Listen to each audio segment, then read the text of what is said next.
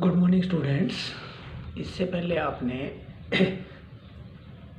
हमारी वीडियो के अंदर हमने आपको भाषा, उसके रूप, लिपि, व्याकरण आदि के बारे में पढ़ाया था। अब हम आगे बढ़ते हैं।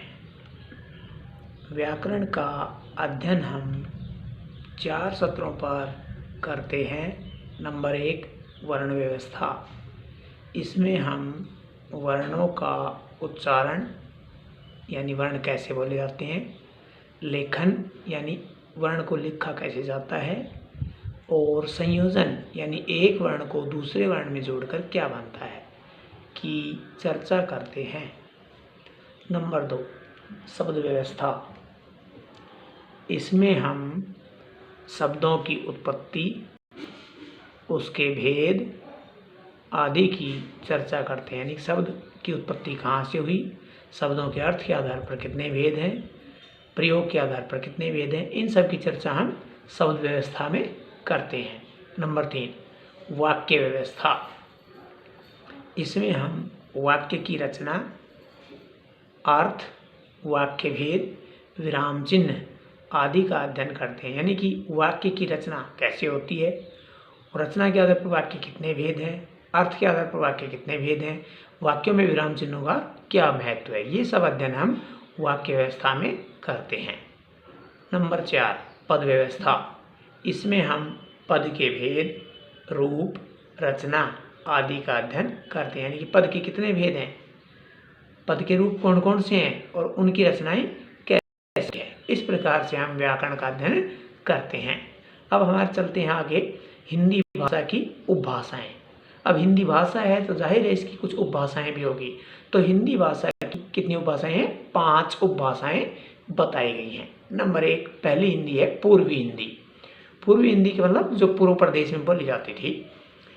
और इस पूर्वी हिंदी की बोलियां हैं अवधी, बघेली, छत्तीसगढ़ी, मैथिली और मगही।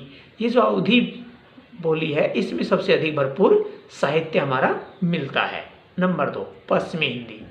इसकी बोलियां हैं खड़ी बोली, ब्रज, बांगरू, हरियाणवी, बुंदेली और कन्नौजी। इसमें खड़ी बोली में और ब्रज में भरपूर साहित्य मिलता है। नंबर 3, राजस्थानी हिंदी। इसकी बोलियां हैं मेवाती, मेवाड़ी और मारवाड़ी। तो मारवाड़ी बोली आप देखते होंगे हमारे यहाँ गडरिये जो गाय चराने वाले या भेड़ चराने वाले आते हैं वो लगभग मारवाड़ी बोलियां बोलते हैं। नंबर 4, पहाड़ी हिंदी।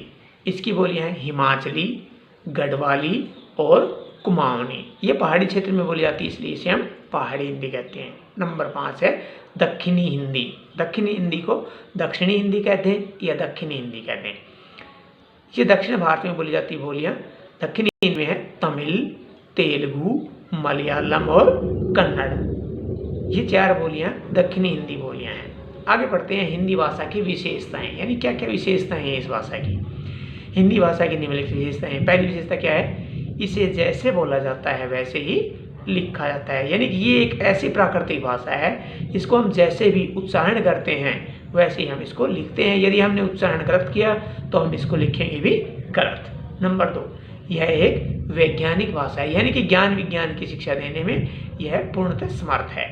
नंबर 3, यह ज्ञान विज्ञान की शिक्षा देने में भी समर्थ है। मैंने बताया वैज्ञानिक भाषा यानी कि इसके अंदर हम सभी भाषाओं के शब्द प्रयोग किए जाते हैं इसलिए इसे वैज्ञानिक भाषा क्या कहते हैं। ज्ञान विज्ञान के क्षेत्र में संपूर्ण प्रयोग होता है। नंबर 4, इस भाषा में शब्दों का विपुल भंडार है। विपुल भंडार का मतलब होता है इसके जो शब्द भंडार हैं वो बहुत अधिक हैं। यानी कि अनेक भाषाओं के शब्द इसमें प्रयोग होते हैं इसलिए इसके शब्दों का विपुल भंडार कहा गया है।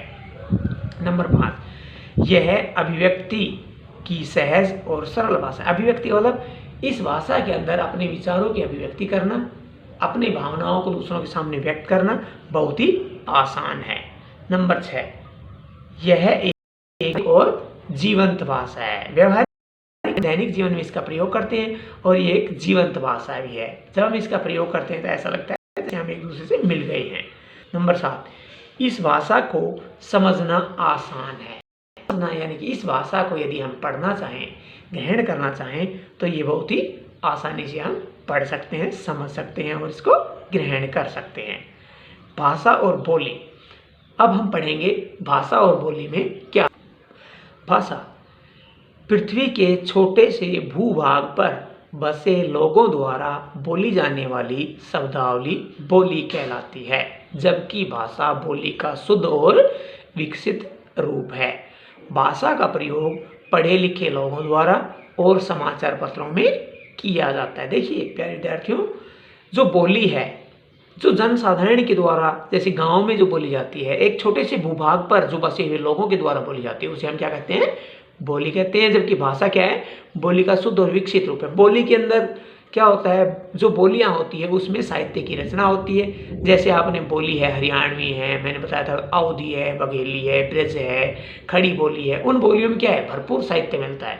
लेकिन भाषा क्या है, वो नियमों में बन जाती है, व्याकरण के नियमों में बनती है और शुद्ध रूप प्रदान कर लेती है। इसलिए उसका प्रयोग कहाँ होता है, पढ़े लिखे लोगों द्वारा और समाचार पत्रों में किया जाता है।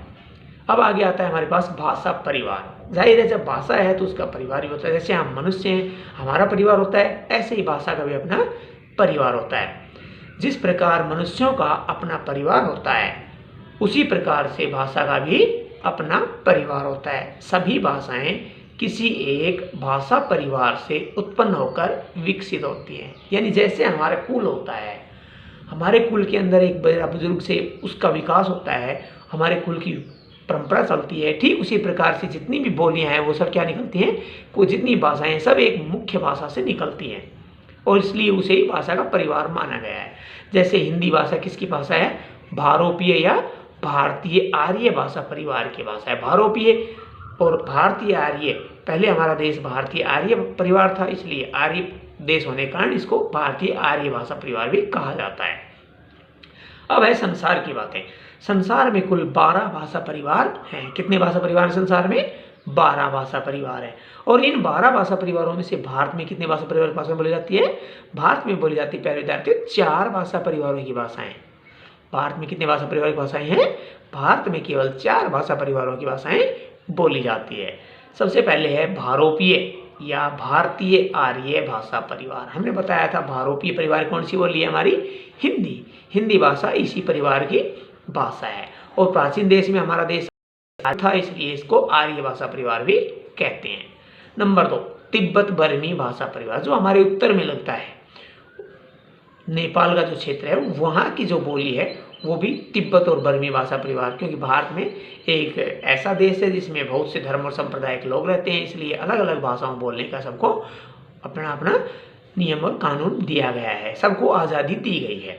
नंबर 3 द्रविड़ भाषा परिवार, जो द्रविड़ परिवार के लोग हैं वो द्रविड़ भाषा परिवार बोलते हैं। और नंबर 4 है आग्नेय भाषा परिवार। आग्नेय का मतलब होता है हमारे देश में दूसरे धर्म संप्रदाय से बहुत से लोग आए हुए हैं और वो यहाँ आकर के बस गए हैं। आज वो अपनी अपनी भाषाओं और बोलियों के अंदर वार्तालाप करते हैं, उन्हें पूर्ण स्वतंत्रता दी गई है, इसलिए चौथा परिवार हमारा बनाया गया है आग्नेय भाषा परिवार।